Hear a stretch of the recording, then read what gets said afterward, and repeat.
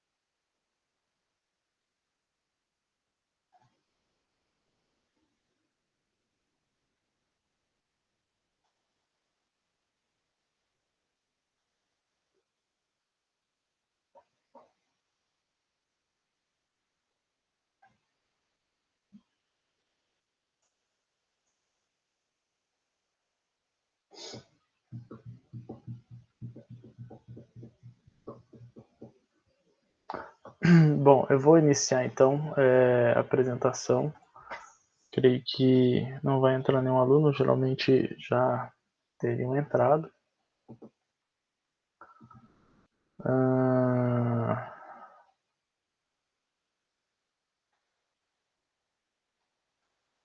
Bom, o que nós estamos vendo aqui? O que nós vamos trabalhar?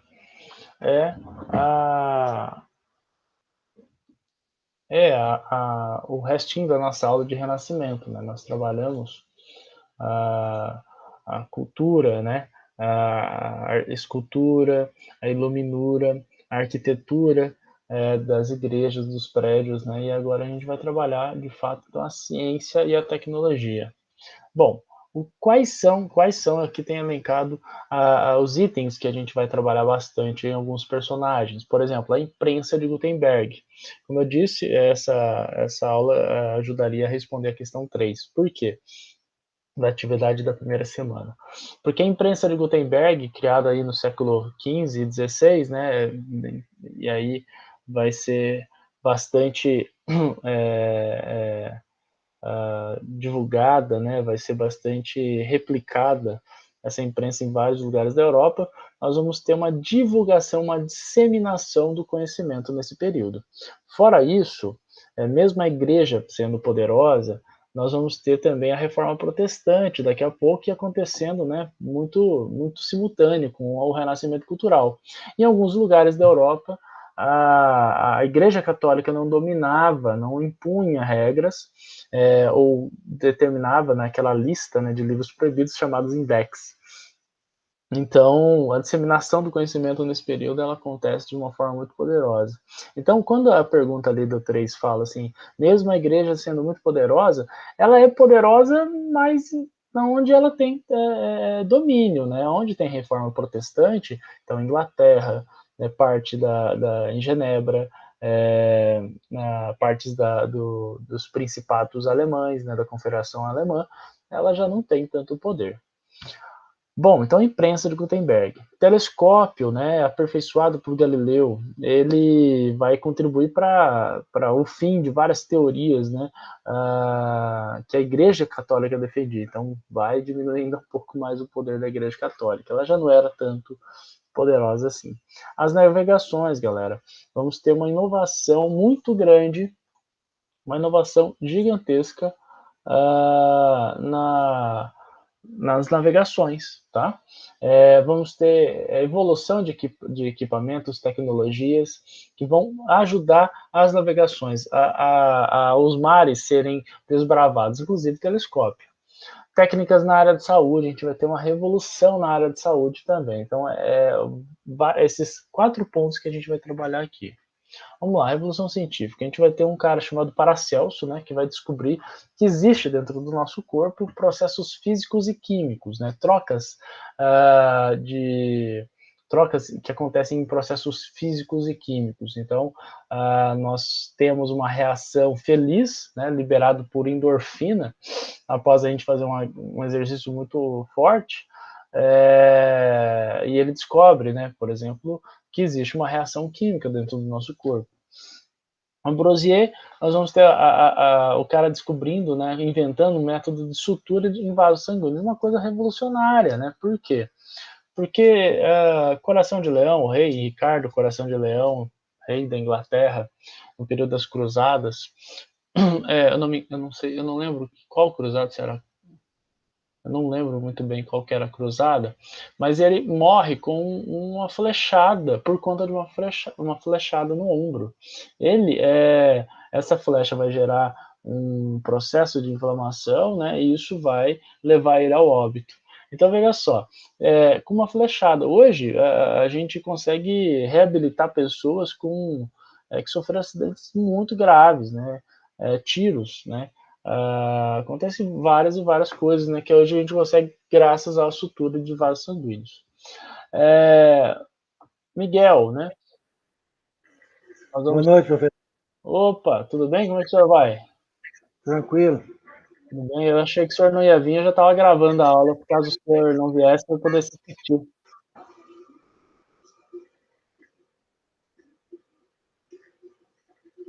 Bom, eu vou iniciar então novamente a aula aqui para o senhor, ok? Tranquilo. O que a gente ficou de trabalhar hoje, seu Eurípides, é o finalzinho da aula de Renascimento, onde a gente vai discutir ciência e tecnologia. Então eu vou apresentar aqui para o senhor. Bom,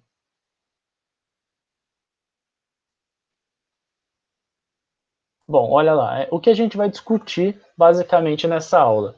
A invenção da imprensa, né, que não existia, a imprensa baseada em tipos móveis, né, são pequenas letrinhas encaixadas fazendo a página toda, e essa imprensa ela fazia uma cópia, né, sistemática aí de várias folhas. A invenção do telescópio, as tecnologias da navegação, né, e as técnicas na área de saúde. São esses os 4 pontos que a gente vai analisar nessa aula de hoje, inclusive para poder responder a questão 2 e a questão 3 da primeira semana do PET. Bom, vamos primeiro ao primeiro ponto, senhor Eurípides. Temos aí a Revolução Científica. O primeiro cara que eu vou citar aqui para você é o Paracelso. Paracelso tem uma frase muito legal que chama ninguém passa mais de 10 minutos sem nada aprender. Paracelso ele percebe que mesmo nós parados, né, fazendo nada, nosso cérebro está pensando e refletindo. E o fato dele estar fazendo isso, a gente aprende coisas novas. Então é fantástica essa frase dele. Esse cara é um médico, né? E ele vai entender e perceber que o corpo humano ele sofre processos físicos químicos, ou seja, ele vai entender que o nosso corpo libera hormônio. Então, entende?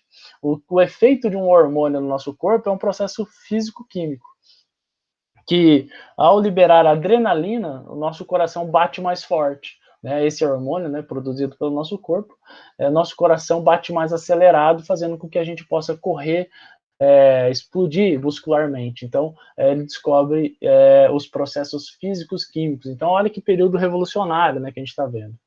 Ambrosier é outro cara importante. Olha isso, o tanto que esse cara é importante, Sr. Eurípides. Ele vai descobrir como fazer sutura em vasos sanguíneos. Imagina isso. Acabou o problema de hemorragia, né? Sr. Eurípides, você estava escutando? Estou ouvindo. Opa, que bom. Então, veja só, acabou os problemas do vaso sanguíneo, então, de vazar sangue, né? Por exemplo, Ricardo Coração de Leão, ele foi um rei na Inglaterra e ele morreu por conta. Demorou alguns dias para morrer, levou uma semana e meia mais ou menos para morrer, porque ele tomou uma flechada no ombro. Hoje, uma flecha no ombro põe o cara no jogo no outro dia, né? O cara tira a flecha, sutura, vai pro combate de novo, né? Tranquilo. Hoje pessoas recebem tiros, né? E a gente consegue ainda fazer a sutura, estancar a hemorragia, e essa pessoa ter uma recuperação aí tranquila de um mês, né? Então, olha que fantástico. E esse cara inventou isso. Ele inventou como fazer a sutura em vasos sanguíneos. Então, olha que revolução, né? O Miguel, ele também é um médico, ele vai descobrir a circulação sanguínea no pulmão. Eles não sabiam que existia sangue no pulmão, né? E eles vão descobrir isso daí também. Temos um outro cara aí que está mais pro lado da ciência, né? Ciência que eu digo é filosofia, física, matemática, né? Que é o Francis Bacon. Esse cara ele vai dizer, tem uma frase muito, muito legal que chama-se que é assim, conhecimento é poder. Você já ouviu falar essa frase? Tá. A frase é do Francis Bacon, ele fala conhecimento é poder. Quando a pessoa sabe, ela tem domínio e tem poder sobre as coisas. É um período que eles estão vivendo ali, né? Quanto mais a gente sabe, maior é o nosso poder perante a sociedade, ao mundo e a nós mesmos. Então, veja só, ele vai criar um método indutivo. O que é o método indutivo? É o método de fazer ciência. Então, você pega uma amostragem, né, pega um número de, vamos supor, pega um número de ratos, né, aplica uma vacina neles, observa, anota todos os processos, né, o que acontece como causa e efeito, né, do sistema, e aí tem uma conclusão. Então, esse é um método indutivo.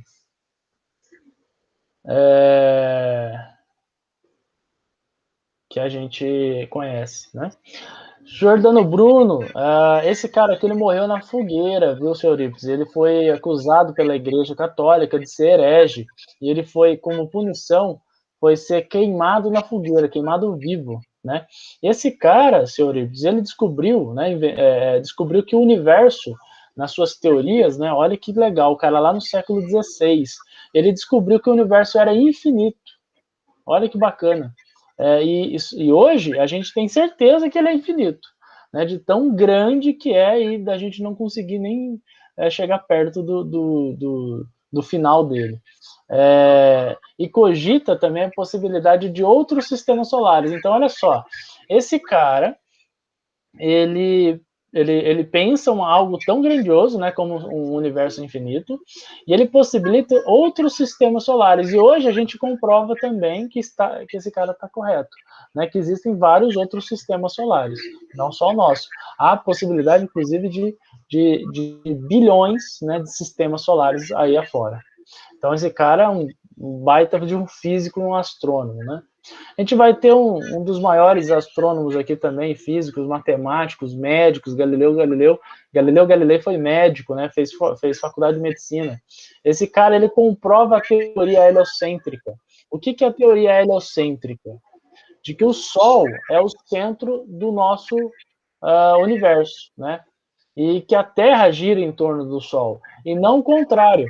Porque antigamente, seu Eurípides, a Igreja Católica ela acreditava que a Terra era o centro do universo e que o Sol se movia em torno da Terra. Da onde a Igreja Católica tirou isso? Ela tirou isso de alguns outros pensadores, né? E também da Bíblia. O senhor conhece a Bíblia, senhor Eurípides? Um pouco. Tem uma passagem lá que Deus está sendo escrito, né, a passagem da Bíblia está escrito assim, para os que os judeus vencessem a guerra contra os seus inimigos, está escrito assim, Deus parou o sol para que estender o dia e os judeus poderem vencer, o povo de Deus, né, os hebreus, pudessem vencer os seus inimigos. Então, veja só, na Bíblia está escrito que parou o sol e não a terra. Parou o sol, porque é o sol que se movia. Né? Essa é a conclusão deles. Mas, né, Galileu Galilei comprova, né, a teoria de Nicolau Copérnico de que o Sol, na verdade, é o centro do universo e que é nosso planeta que gira em torno dele. Né? E claro que ele estava certo. Então foi em 1610 quando Galileu descobre essa teoria. Bom, ele também vai fazer uma outra teoria que é a lei as leis das quedas dos corpos, onde ele percebe e descobre que existem leis da gravidade, né? A lei da gravidade é muito importante. Ele também vai aperfeiçoar o termômetro, ele vai aperfeiçoar o telescópio. Esse cara é um fantástico também, é um baita de um inventor, físico, astrônomo. Tem um outro cara também aí muito importante da física e da astronomia, que é o Kepler, ele vai estudar o movimento dos planetas em torno do Sol. Então ele já vai começar a perceber como é que funciona o movimento dos outros planetas, além da Terra, em torno do Sol. Então, fantástico também esse cara aí. Vamos para mais um aí, seu Eurípides. Revolução científica ainda, né? Vamos falar um pouquinho sobre René Descartes. René Descartes viveu ali no período também de Galileu, ele é um pouco mais novo que Galileu, e ele vai descobrir, vai inventar a geometria analítica. Não me pergunte o que é, porque eu vou ser sincero, eu nem sei que bagulho é esse. Ele prova a existência de Deus usando a lógica, René Descartes. Né? Então ele consegue provar a existência de Deus só usando a lógica, o sistema lógico.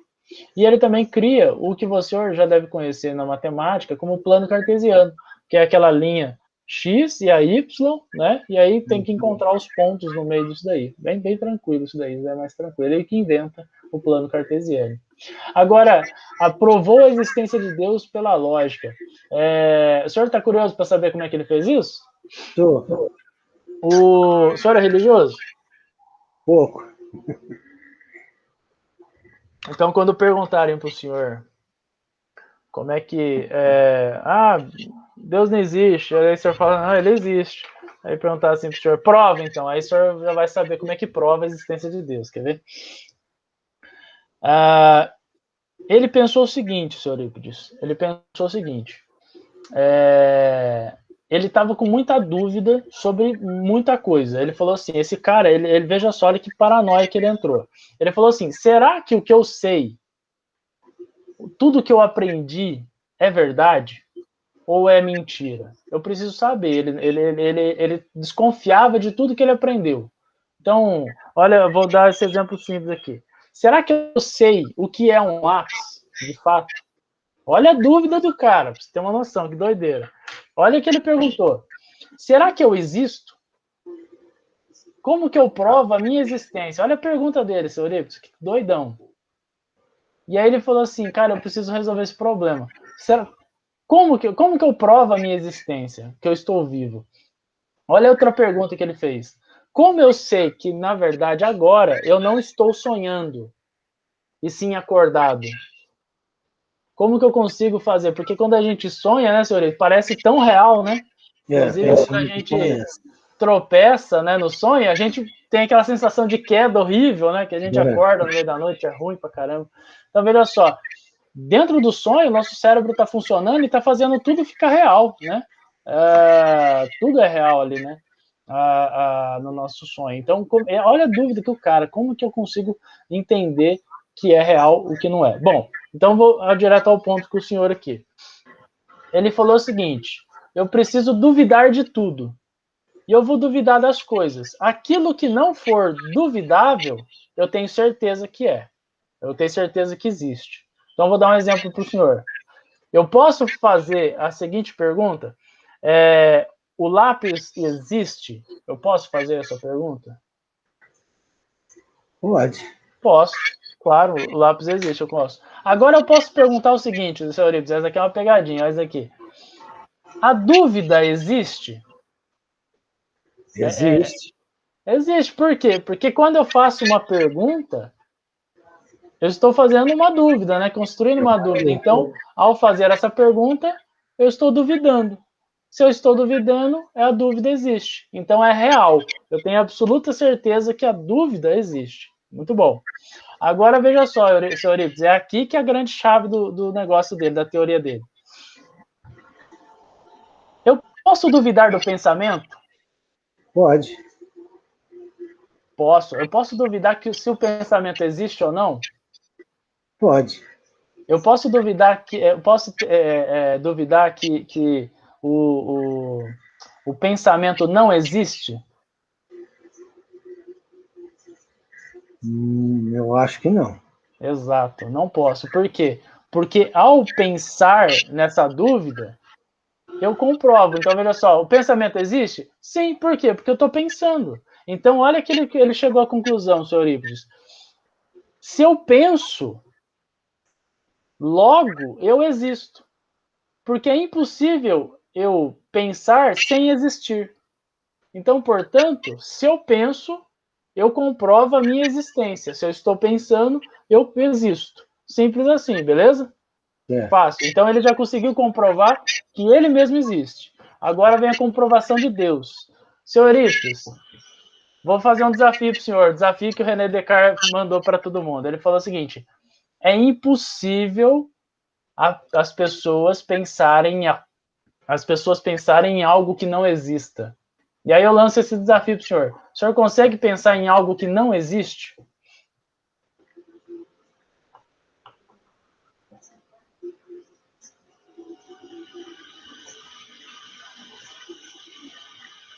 Não.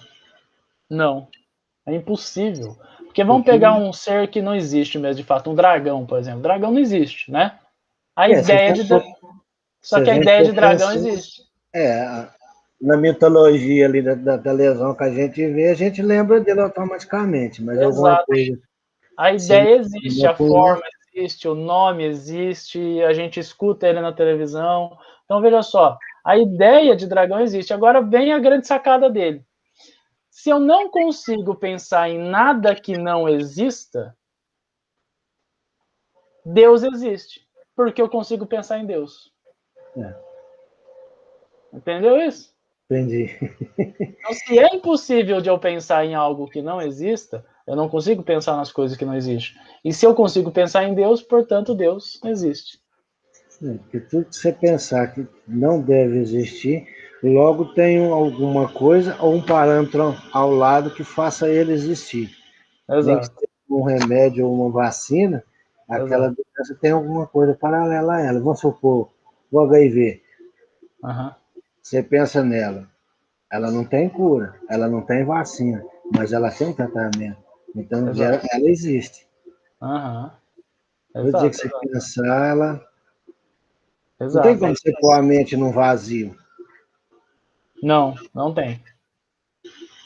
A gente não consegue deixar de pensar. É impressionante. A gente não consegue deixar falar, vou parar de pensar. A gente sempre está pensando e tendo consciência de alguma coisa. Então, essa é a grande prova da existência de Deus. É muito legal. E tem uma outra também do Santo Tomás de Aquino que prova a existência de Deus. Ele vai falar o seguinte: tudo tem uma causa. Tudo tem uma causa. Veja só, existe esse computador que eu estou dando aula agora, porque alguém criou ele. Quem criou o computador foi criado por alguém. E quem criou o cara do computador foi criado por alguém. Então, veja só, se a gente for fazer o retrocesso, sempre tem alguém causando alguma coisa, não é? E se a gente voltar muito para trás, tipo lá, bem lá atrás, tem que haver alguma coisa para botar em jogo essa bola no bilhar, entende?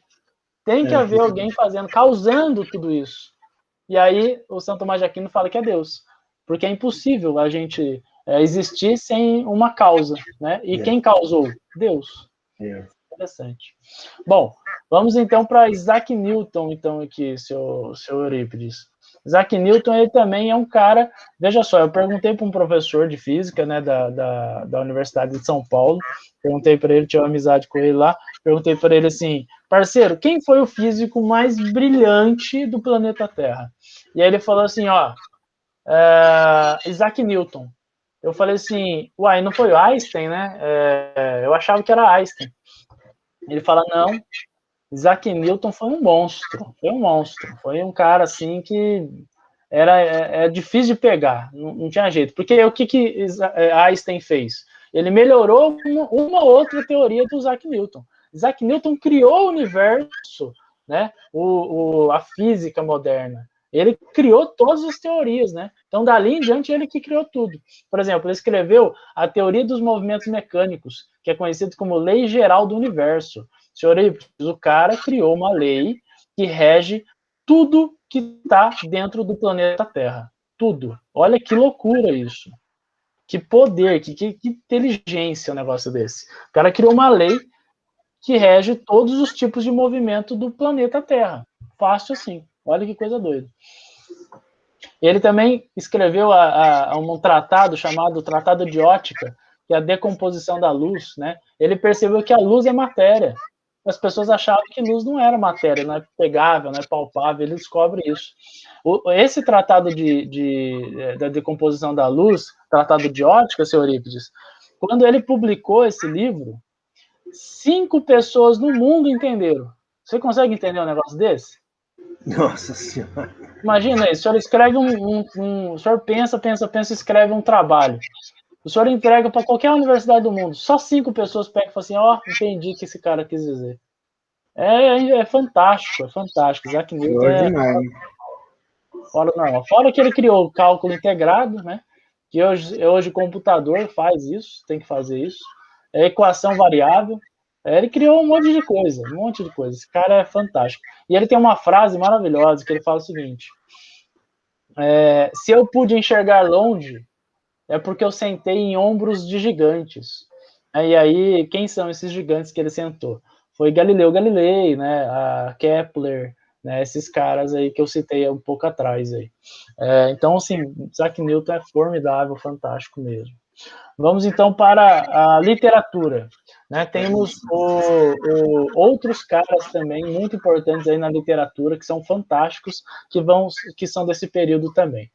O primeiro deles é o Dante de Alighieri, né? Ele é um dos primeiros, porque ele não está no Renascimento, mas ele é identificado como um cara que já está mudando para o Renascimento, saindo da Idade Média e indo para o Renascimento. E ele escreveu um livro que o senhor conhece, claro que conhece, que é a Divina Comédia. Né? Um livro extremamente famoso, fantástico, onde ele faz críticas à Igreja Católica, né, e à sociedade como um todo. Para você ter uma noção, ele divide em 3, né? Inferno, purgatório e o céu, o paraíso. E aí no inferno, quando ele faz a viagem para o inferno, o Dante de Alighieri, ele encontra papas lá no inferno. Olha que crítica ácida que o cara colocou, né? Porque o papa, né, imagina, no meio da Idade Média, o papa é uma pessoa santificada, né? Infalível, o Papa é infalível, tudo que ele fala é verdade e tal, né? E aí quando Dante escreve isso, que quando ele vai pro inferno atrás de sua amada, né? Que ele vai atrás de uma amada, ele acha um Papa lá no inferno, só para dar essa lenhada, muito legal. Ele escreveu também o livro Decameron, também, que é uma peça muito legal. Bom, esse daqui, claro que o senhor conhece, Miguel de Cervantes, que escreveu o Don Quixote. Don Quixote, o livro Don Quixote foi fundador do romantismo moderno, para você ter uma noção da importância. Foi feita uma pesquisa também há pouco tempo atrás, e o livro Don Quixote foi considerado o livro mais importante em 1000 anos, para o senhor ter uma noção do impacto desse livro. Segundo, também é o segundo colocado em mais vendas no mundo inteiro. Don Quixote só perdeu em número de vendas para a Bíblia. Depois da Bíblia, o livro mais vendido e lido no mundo é Don Quixote. No mesmo ano que morreu Miguel de Cervantes, e no mesmo período de vida, viveu William Shakespeare lá na Inglaterra, né, o nome mais importante do teatro mundial. Né? Então, se a gente fosse pegar uma escala aí de falar assim, quem que é o maior dramaturgo do mundo? É o William Shakespeare, né, pelas suas obras, e suas obras então, ser tão impactantes como né, até hoje. Depois a gente vai ter um português, né? Porque o Renascimento ele vai se deslocando, ele começa na Itália, depois ele vai para a Inglaterra, depois ele desce para a Península Ibérica, ali em Portugal e Espanha. E a gente vai ter Camões, onde ele vai escrever os Lusíadas, uma grande obra também, muito, muito bacana. A gente vai ter Montaigne, que criou o gênero literário Ensaios também na França. Então esse cara também é bastante importante. Bom, era isso. Agora vamos então para. Eu vou. O senhor tem o PET aí? A gente vou fazer junto aqui com o senhor. O PET, vamos para a página 67, número 2, a questão número 2. O seu é o novo, não é? É o meu novo, o meu é o novo. Então não tem ele imprimido, não. Eu vou compartilhar aqui. O senhor tem o novo? Não, o novo só tem ele aqui na sala. Digital. É. Tá. Então, ó, vou apresentar aqui para o senhor. Então, o senhor vai escrever no caderno. O senhor colocou a resposta da 1 no caderno, não foi? No caderno de história? Que a gente fez semana passada.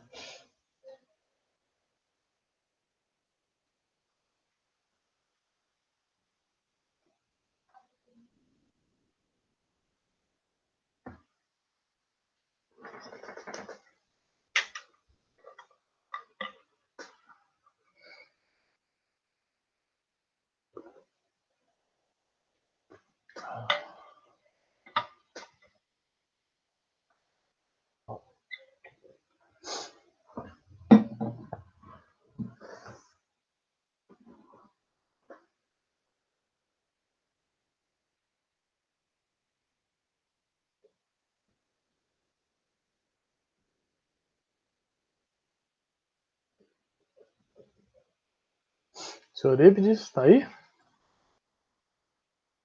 Tô aqui, eu tava indo lá no PET. Tá.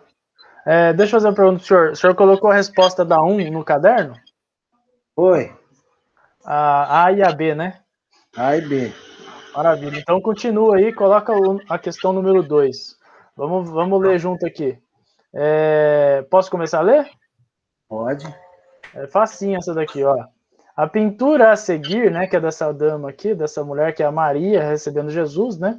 Temos aqui Jesus Cristo, novinho, né, José, e uma mulher, eu não sei quem é essa mulher, mas aqui temos a Maria. Bom, a pintura a seguir foi feita por Lavínia Fontana, uma das mulheres mais proeminentes da arte renascentista. Observe a imagem e identifique as características da arte renascentista. Em seguida, por meio de uma pesquisa, explica a participação das mulheres nesse movimento. Bom, vamos começar então pelo primeiro comando aqui. Observe a imagem e identifique as características da arte renascentista.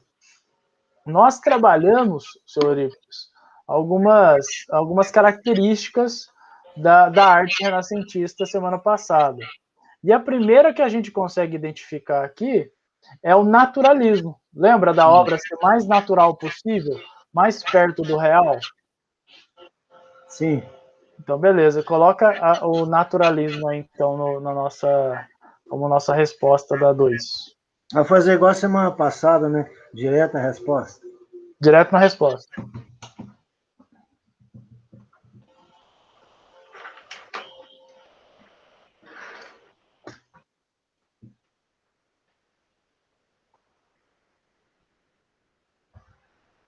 Naturalista.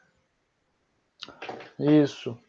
Outra coisa é a perspectiva. A gente vê que as pessoas aqui elas estão em perspectiva, ou seja, tem um fundo, né? Tem profundidade a obra. Não é todo mundo no mesmo plano, né? Então pode colocar aí perspectiva.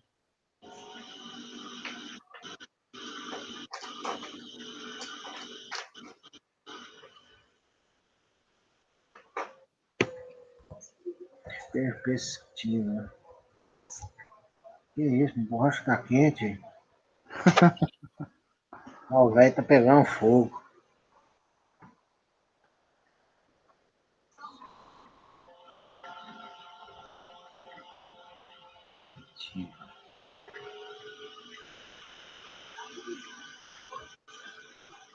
Tranquilo. Maravilha. E para finalizar, né, nós temos uma valorização do ser humano, né? Então a gente coloca aí o humanista.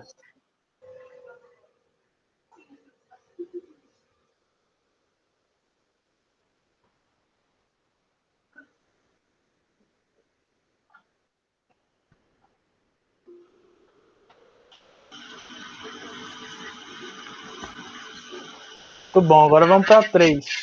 Quem tá na aula? Cheguei atrasado, porque só tá nós dois de novo? Só nós dois de novo. Eu tinha começado a aula porque eu achei que o senhor não ia vir, então eu já ia gravar a aula para o senhor ficar disponível para o senhor assistir outro dia. Mas daí o senhor chegou e aí começamos a aula. É que eu perdi. Então, olha lá, a 3. Eu vou ler a 3 aqui, essa daqui é bem tranquilo também. Aponte e explique os fatores que proporcionaram a disseminação das ideias reformadoras na Europa no século XV e XVI, apesar do enorme poder da Igreja Católica nesse período. Então, qual seria a resposta para ela? A gente acabou de ver a explicação para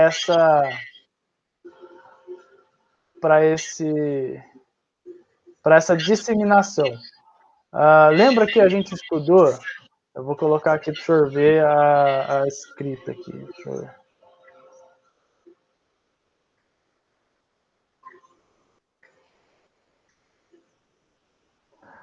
Então, na 3, o que a gente vai colocar aqui? Lembra que aqui a gente acabou de estudar a imprensa de Gutenberg? Uhum. Então, a criação, a invenção da imprensa. Então, a gente vai colocar assim, ó, a invenção da imprensa possibilitou Só que não tá ruim demais. Possibilitou a disseminação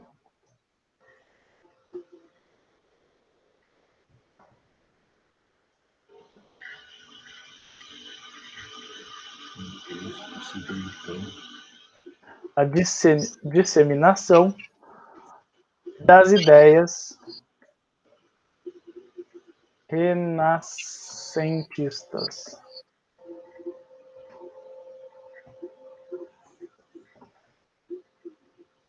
Deu de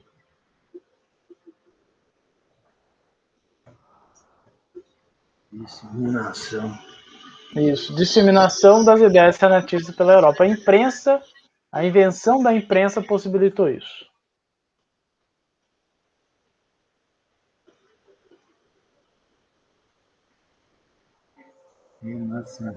Renascentista.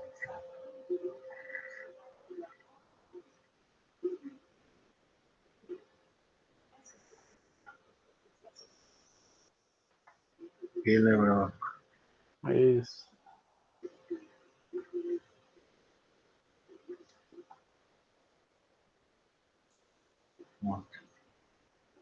Maravilha. Então terminamos a primeira semana.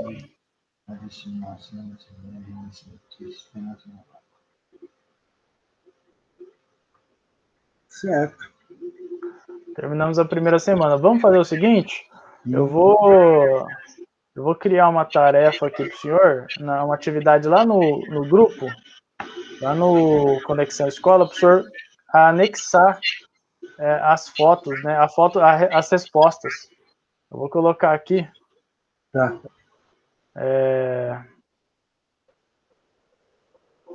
O senhor já entregou alguma vez algum trabalho de algum professor? Já, Conseguiu fazer? Tranquilo? tranquilo. Maravilha. Então vamos fazer junto agora, então, aí, ó. Eu vou colocar assim, ó, semana 1.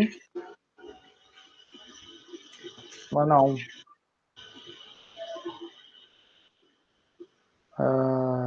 Adicione.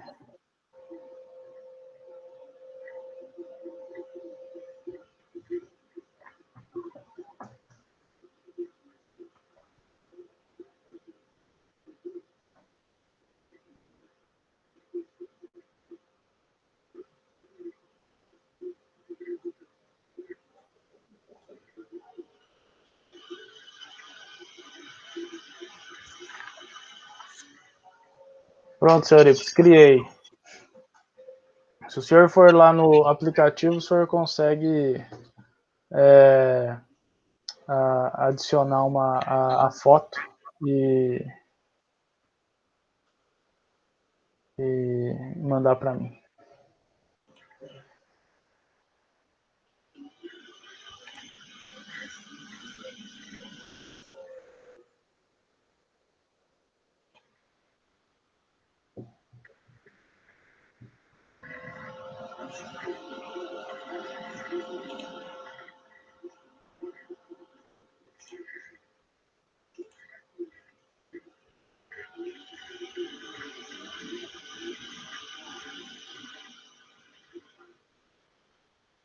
O senhor usa computador ou usa celular, senhor Ips?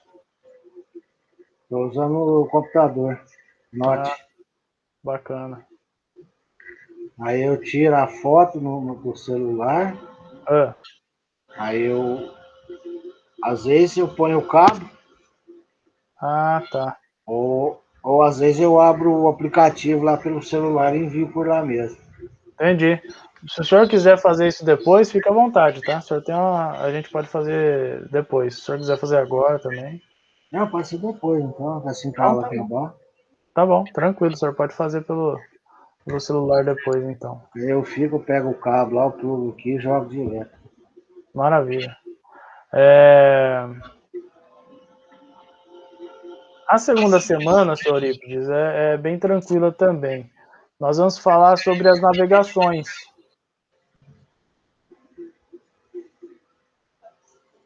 As antigas? As navegações do século XV. E uma coisa bem específica da aula, né, de navegações, é a escravidão. É muito escravo, né? Todo lado.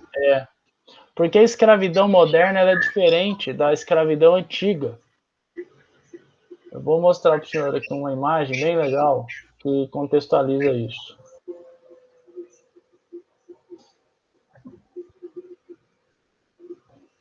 A antiga era a base de ferro e fogo, né? A mais recente era comprada, né? Negociada, trocada.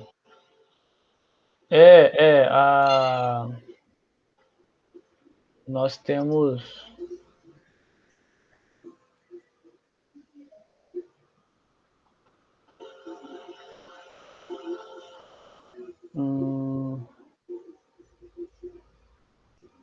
deixa eu ver aqui.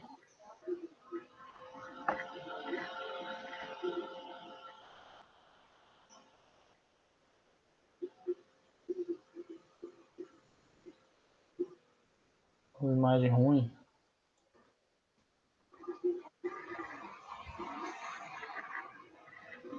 Nessa semana, 2 põe a data de hoje ou não? O senhor que sabe.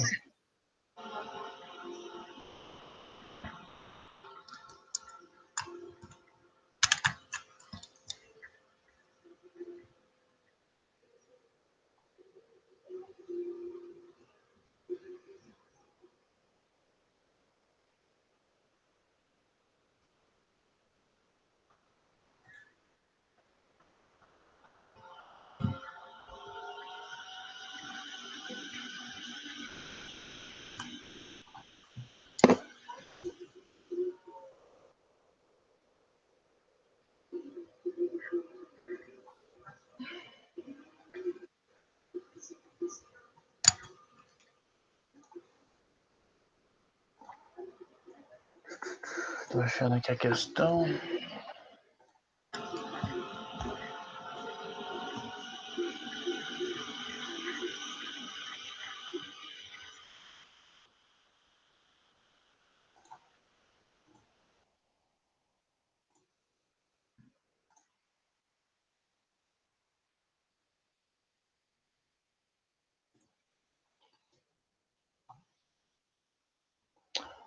Veja aí, seu Eurípides. Nós temos dois tipos de escravidão, né, acontecendo. Primeiro ponto, nós temos a antiga. Qual é a escravidão antiga? A gente está falando lá do Egito Antigo, a gente está falando lá da Grécia Antiga, a gente está falando da Roma Antiga. E essa escravidão, né, ela é de povos conquistados em guerras. Então, o povo grego foi conquistado pelo povo romano. Eles vão virar escravos, tá? É esse tipo de escravidão que a gente está falando. E eles são escravos, e ela é bem diferente da escravidão que a gente conhece, porque nosso país foi escravocrata durante 300 anos. Ela é muito diferente. Por quê? Veja só, o senhor Eurípides, qual o trabalho que o senhor faz? O senhor trabalhou em refinaria, né? Que o senhor me falou.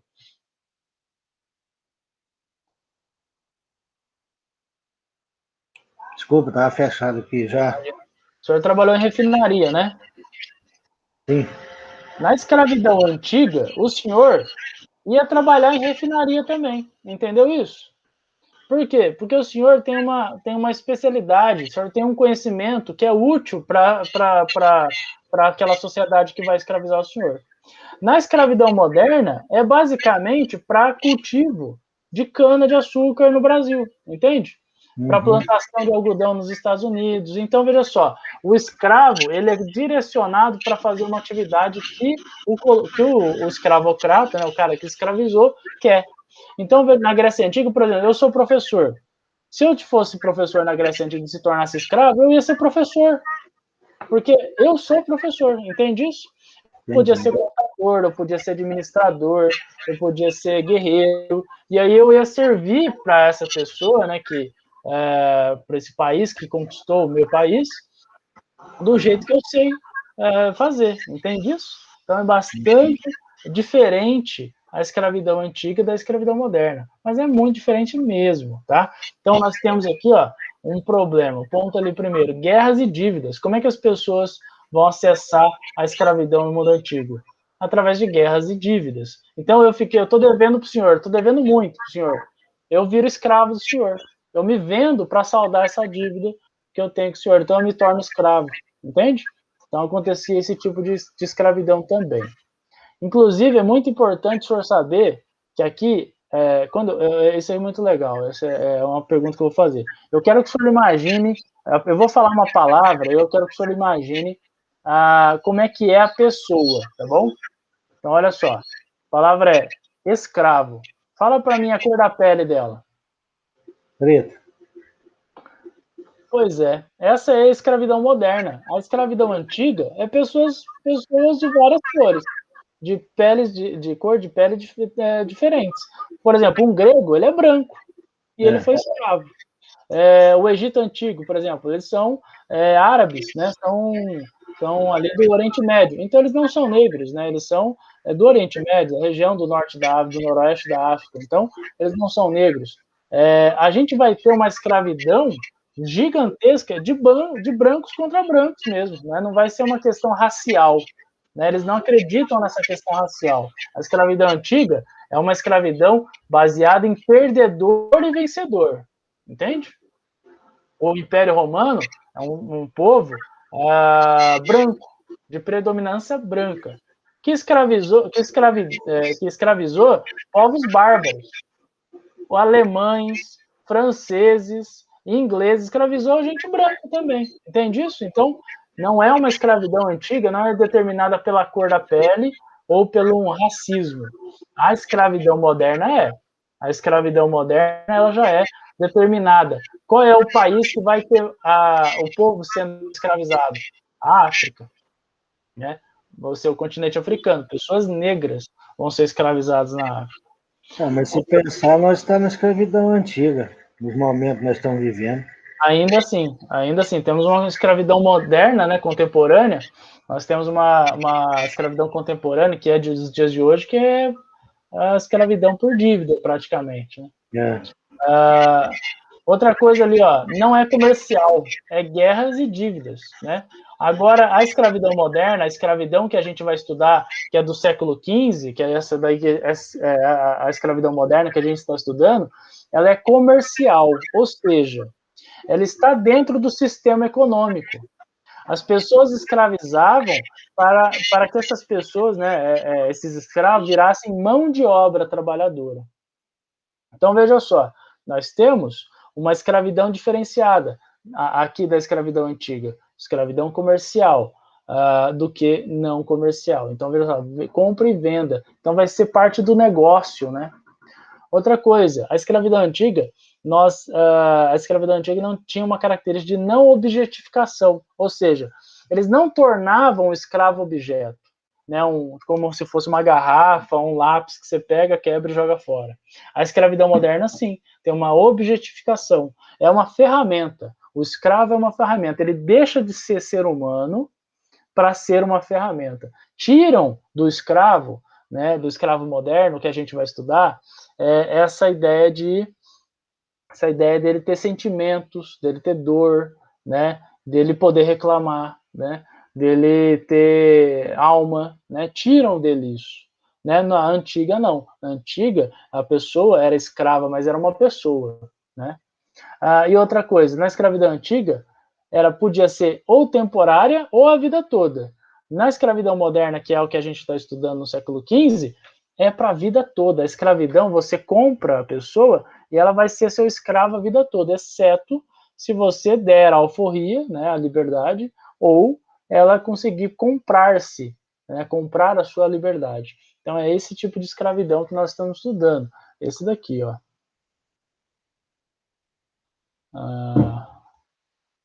Esse daqui, ó. É esse daqui que nós estamos estudando, tá bom? É esse tipo de escravidão que vai acontecer no Brasil, desde o começo do século XVI, tá?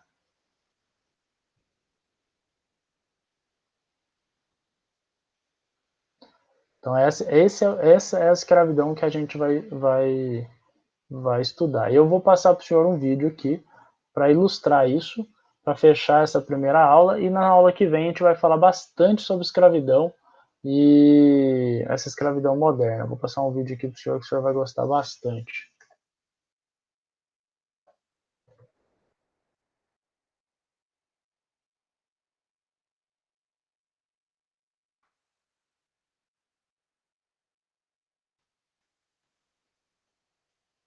Uma pergunta, você acha que nós já saímos da escravidão? Senhor Ives, estou lendo um livro, vou pegar para o senhor ver agora. Aqui, ó, olha o nome do livro aqui, ó. Eita, peraí.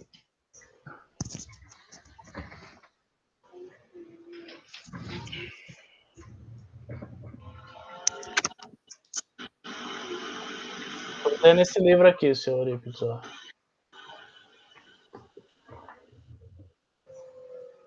Escravidão. O primeiro leilão de cativos em Portugal até a morte dos Zumbi dos Palmares.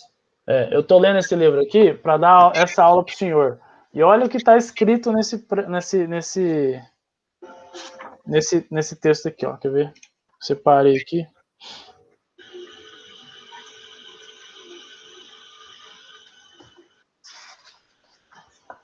O senhor vai ficar chocado.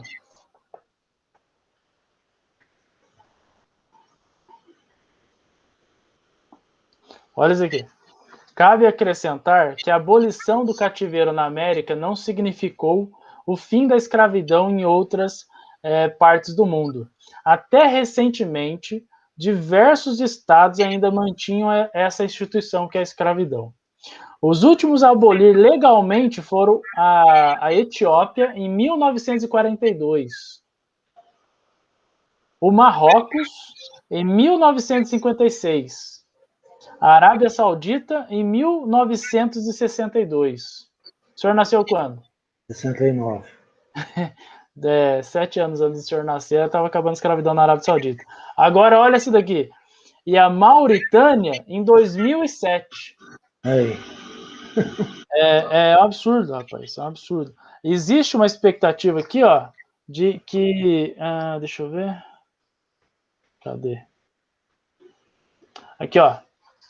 Cerca de 800 mil pessoas são traficadas internacionalmente e mantidas sob alguma forma de cativeiro, ou seja, de escravidão. Impossibilitadas de retornar livremente para seus países ou por próprios meios aos locais de origem.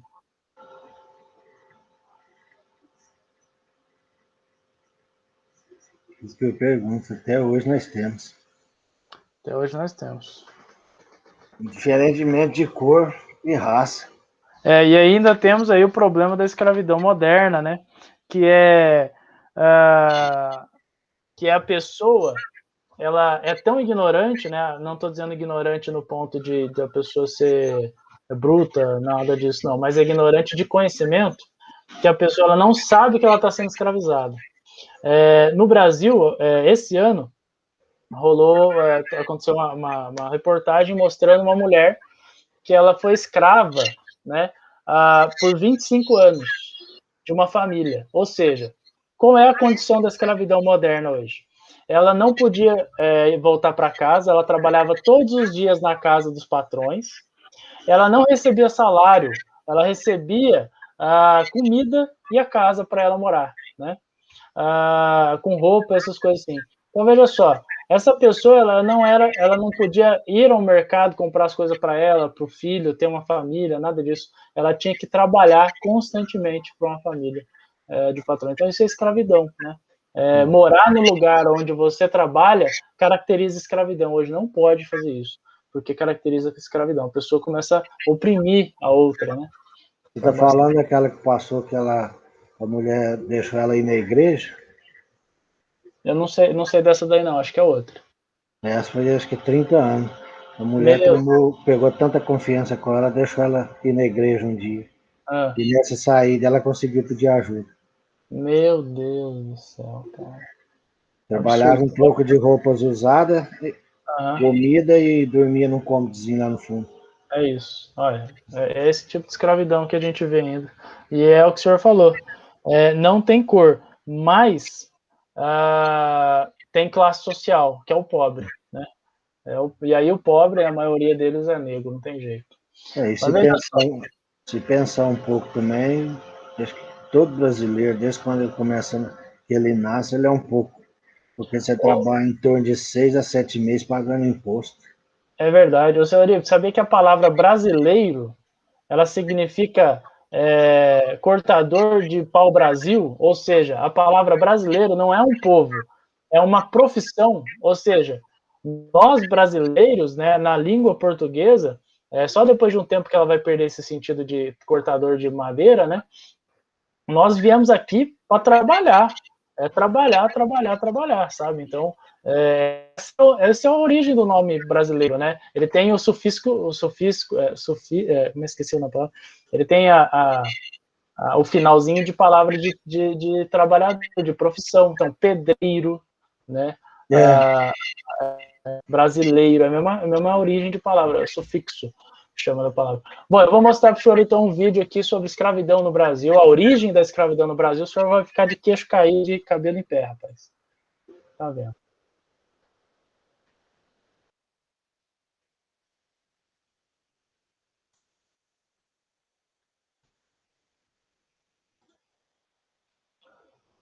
Senhor Ipsis, eu vou desligar minha câmera enquanto passo o vídeo, porque melhora a qualidade dele, ele não fica travando, a câmera e o som. Mas eu vou estar aqui escutando e qualquer coisa o senhor me dá um grito.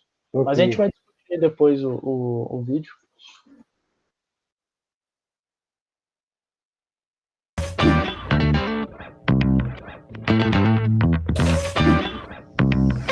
Sejam bem-vindos ao Nerdologia de História. Meu nome é Felipe Figueiredo, formado em História, colunista, podcaster, youtuber e professor. E você vai entender mais sobre nossa sociedade nesse Nerdologia sobre a origem da escravidão no Brasil. Para compreender a história de nosso país, é essencial entendermos o que foi a ampla escravidão de pessoas no Brasil. Um pouco disso já foi explicado em outro Nerdologia, sobre os efeitos até hoje desse fenômeno. Os primeiros registros de escravidão de pessoas são de mais de 5.000 anos atrás, na região da Mesopotâmia, basicamente no mesmo tempo das primeiras civilizações sedentárias. O Código de Hammurabi estabeleceu os parâmetros da escravização de pessoas, incluindo condições de vida e origens daquele escravizado, com 3 possibilidades: a compra de um escravizado em mercados portuários, a escravização de prisioneiros de guerra e pessoas que eram livres, porém por causa de dívidas ou de crimes, foram degradados à escravidão. Essas causas da escravidão acarretavam sociedades com múltiplos estratos sociais e estiveram presentes em diversas civilizações e religiões, em diferentes regiões e períodos de tempo, como na Grécia Antiga. No Império Romano, a escravidão estava presente nas mesmas possibilidades, incluindo o cenário em que um escravizado poderia conquistar ou comprar não apenas sua liberdade, mas também sua cidadania, por exemplo, pelo serviço militar. E é importante notar que esses mecanismos eram universais, sem restrições étnicas ou geográficas. Em Roma, pessoas escravizadas eram romanas, germânicas, celtas, cartagineses, trácias, etíopes, basicamente toda etnia dentro das fronteiras da República ou do Império. Entre os povos indígenas americanos, a escravidão pela guerra ou por dívidas era praticada, dentre outros, pelos povos mesoamericanos, pelos Caribe, pelos Comanche e os Tupinambá, onde hoje é o Brasil. Sociedades chinesas, nórdicas, mongóis e japonesas também tinham o costume da escravidão. Na África, praticamente todas as culturas e sociedades tinham o costume da escravidão por guerra ou por dívidas, como no Reino do Congo. E o tema escravidão também está presente nas religiões, com séculos de debates internos às tradições religiosas, tanto a favor como contra a escravização de pessoas. Por exemplo, não muito tempo atrás, a ideia de que Noé amaldiçoou os africanos, descendentes de seu filho Cã, foi defendida por pessoas que aprovavam a escravização de africanos negros. Na Bíblia, existem regulamentos e menções sobre a escravidão, tanto no Antigo quanto no Novo Testamento, e diversos patriarcas eram donos de pessoas escravizadas. Além disso, os textos regulavam e valorizavam quando uma pessoa libertava outras pessoas da escravidão, especialmente pela dedicação religiosa. No Islã, a escravização era autorizada para não muçulmanos que fossem tomados como prisioneiros de guerra ou comprados de mercadores não muçulmanos, e a alforria de escravizados que se convertessem ao Islã era incentivada. Nas sociedades árabes, a presença de pessoas escravizadas era bastante comum, e, assim como no caso do Império Romano, não existiam restrições étnicas ou geográficas, com a possibilidade de ascensão social de pessoas escravizadas, lembrando que árabes e muçulmanos não são sinônimos. Em suma, pode-se dizer que, até a virada do século XIX para o século XX, a escravização de pessoas era tragicamente comum em diversas culturas e lugares. E é importante lembrar que a crítica da escravidão também é antiga, por exemplo, com o legislador ateniense Solon. Em algumas discussões atuais, por vezes evocam a escravidão na antiguidade, ou é realizada por muçulmanos, como uma forma de contrapor ou até diminuir a escravidão que ocorreu nas Américas, e os seus efeitos até hoje, já que não existe o botão de reset na história. É importante compreendermos 2 motivos que fazem com que essa comparação seja infundada. A escravidão implantada na América pelos europeus tem origem na Idade Média, especialmente com as cruzadas.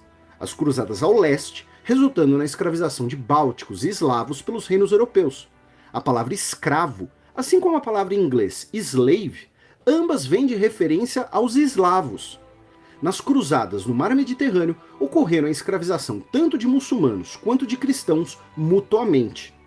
Movidos pelo chamado espírito cruzadístico, começa a expansão ultramarina portuguesa, com a conquista de portos africanos, que é acompanhada em 1452 da bula Dum Diversas, do Papa Nicolau V, que autorizava ao rei português o direito de reduzir a escravidão perpétua sarracenos, pagãos e quaisquer descrentes como parte de uma escravidão pela guerra, como os casos que vimos antes. Nesse contexto de guerra, entre os séculos XVI e XIX, até 1 milhão de europeus foram escravizados por reinos muçulmanos, especialmente para servirem como remadores em galés, espanhóis, gregos, italianos e até islandeses.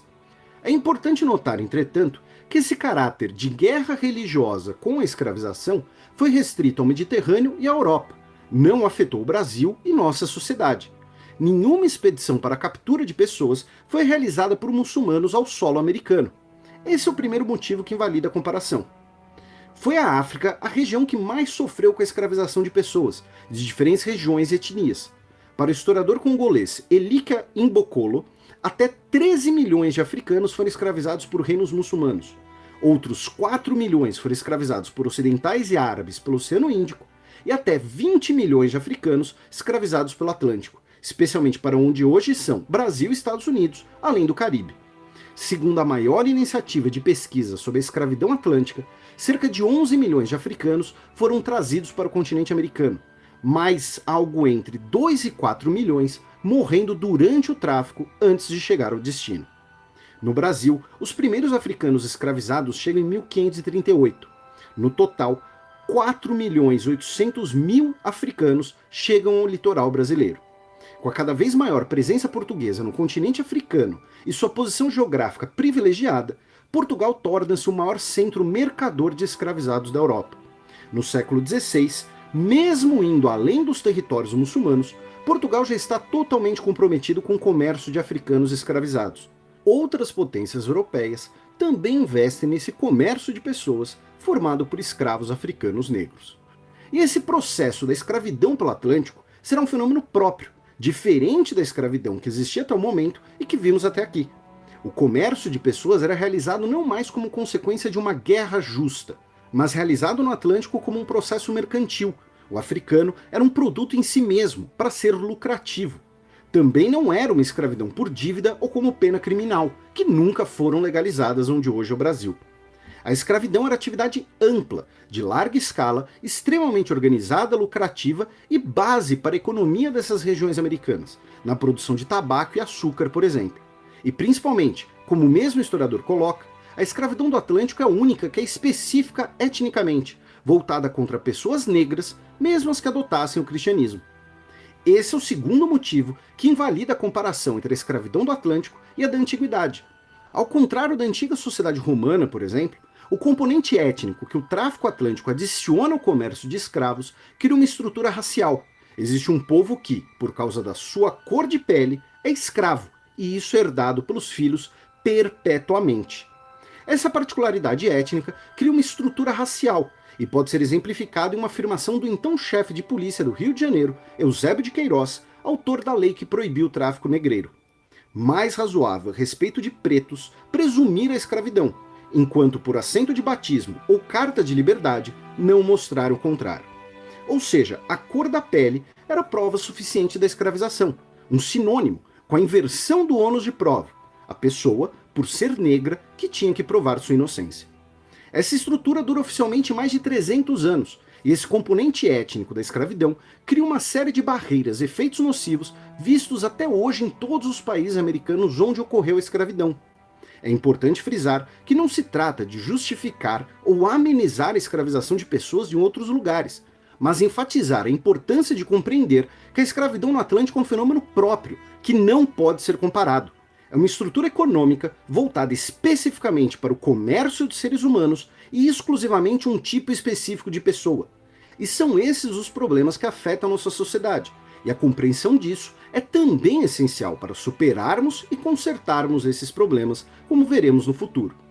Ainda veremos em mais nerdologias o tema da escravidão e sua história. Já vimos sobre abolicionistas negros e, como sempre, lembro que o vídeo é um breve resumo, um recorte, e as fontes e sugestões de leitura, como o único relato escrito em primeira pessoa de um escravizado no Brasil, estão na descrição para que vocês possam ir além.